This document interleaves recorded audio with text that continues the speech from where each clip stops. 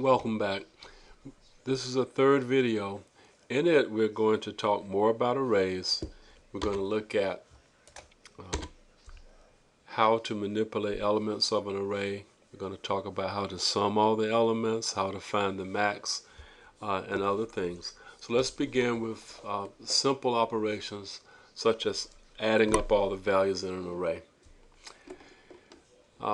As usual, to calculate any accumulator such as sum, we must initialize it at 0, and then we must walk through the array element by element and add the values.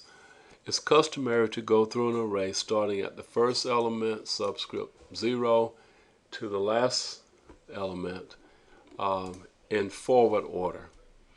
The answer that you get will be the same if you go in reverse, because you have visited every element of the array. Alright. Next thing we want to look at is how to calculate the maximum or the minimum of values in an array. And the algorithm that I give you here is the standard algorithm for doing it. I want to demonstrate this and point out some common errors that are made. So we have the array here, and what I need to do is basically make a mess. I'm going to take this out and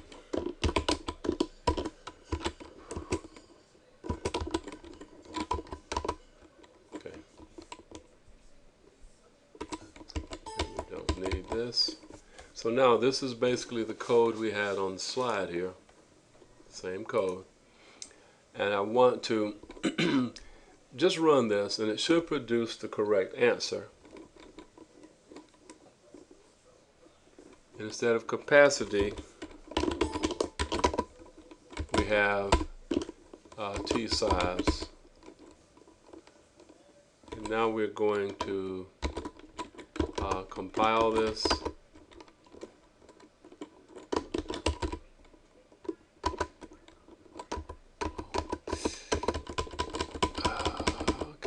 I make mistakes too. There should be a comma. And we're going to run it, and it says the highest score is 91. Is that correct? Yes, 91 is the highest score. Let's go back in and do some things that are very common, but it's wrong. If you have an array and you want to know the largest value in the array, you must always start off with a value that is in the array. Notice that in this case we started with the first element, then we compared and we call that the largest. Then using the largest, we needed to say, because we are already using the first element, we can start with the second element and go from the second element to the last element. Now what if we had said the largest value is 9999? Because that's a pretty big value. What if we say that? What's going to happen? Let's run that real fast and see what we get. And we get that the highest score is 9999. That sounds okay, but is 9999 in the array? No, it's not. So let's try something else. What if we say, let's get a value that should be smaller than things in the array? So why don't we say 0? Now let's say minus 9999. And what's going to happen with that? We run it and we get the right answer. Okay, that sounds kind of nice. That's one last thing. And what if we say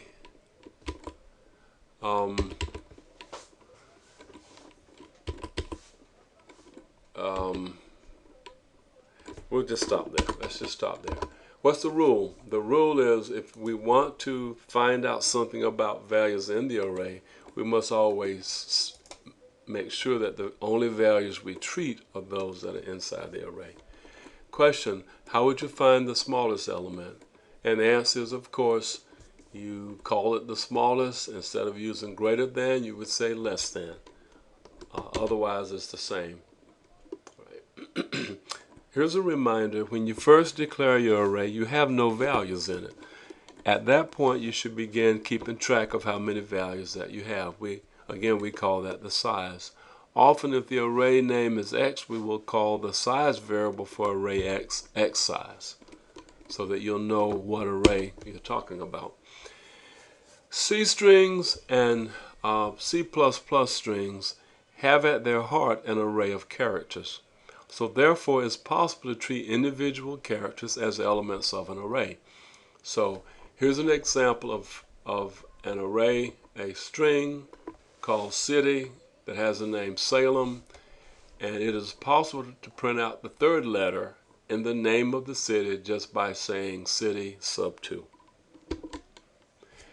In many instances, there's a collection of data that you have. Some data may be, and the data may be of different data types. So it's customary to establish a multiple arrays, and they have certain things in common. The 0th element of each array corresponds to the same entity. So if I have, so in this instance, it's as if I have a spreadsheet with 3 columns: name, average, grade, and the first row is about the first student, the third row is about the third student, and so forth. Now, it's pretty clear that each of these will have to be loaded individually. Each array has to be loaded, or each array can be initialized individually. Once initialized, we can actually go through and gather all the information for a given student, and we can display it all out on one row. So we basically are able to take the 3 what we call parallel arrays and display the information in those arrays almost in a form as if they were spreadsheets. Now, what about arrays of structured variables? If I have a struct that defines a record of 4 fields, I can of course declare myself an array of 30 such things. How many notice that those 4 fields kind of feel like those parallel arrays that I have?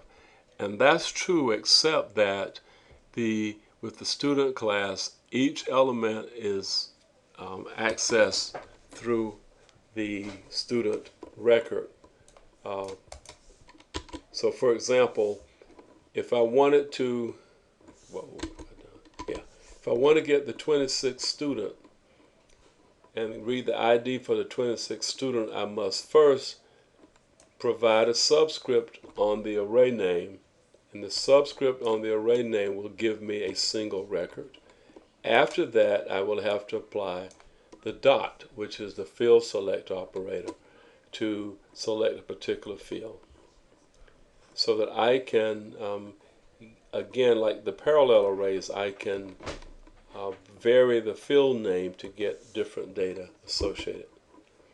Two-dimensional arrays are arrays that consist of rows and columns, and each row consists of a certain number of columns. So if I want a 4x3 array, that means 4 rows, 3 columns. Think of a spreadsheet. I would declare it with 2 size declarators. When I declare it, I would say I need 4 rows, I need 3 columns. Now, a two-dimensional array, the values are laid out this way. The rows again begin with 0, the columns begin with 0. So the first element has 2 subscripts, 0, sub 0. The last element has 2 subscripts. The 4th row is sub 3, the 3rd column is sub 2. So how do we say this? If I want to refer to this element, I say this is exam, be careful, this is exam sub 3, sub 1. Notice that I say the word sub 2 times as a reminder that I have a two-dimensional array. How do you initialize a two-dimensional array? Well, a two-dimensional array consists of 2 rows. This is 1 row, this is a 2nd row. What is a row? A row is just an array. Each row has 2 values, so I can list 2 values for this row. I put set braces around it to say that these constitute a 1 row, and I do the same for the 2nd row. If you think for a moment, exam sub 0 is really a whole row. And the whole row itself is an array of two things. How do we go through a two-dimensional array? If it was one-dimensional, we'd say what? We need one loop that gives me all the subscripts. If it's a two-dimensional array, I need to walk across each row, move down to the next row, walk across that row, and so forth. So we can visit the elements row by row, in which case we have two loops. The outer loop controls the row, and we go through the rows more slowly than the columns. The inner loops walk through the columns. Once I lock into a row, I then sequence through all the columns. All right? So if I want to do something if I want to go through a two-dimensional array element by element and perform some process on them, I build this loop, and the body of the inner loop is the activity that I perform. So you might say, how do you do it if I wanted to go column by column? I want to go down the first column, move over, go down the second column. Yes, you would reverse the position of the row and column so that column is the outer loop, row is the inner loop. Okay. All right, with that, we're going to pull up and stop.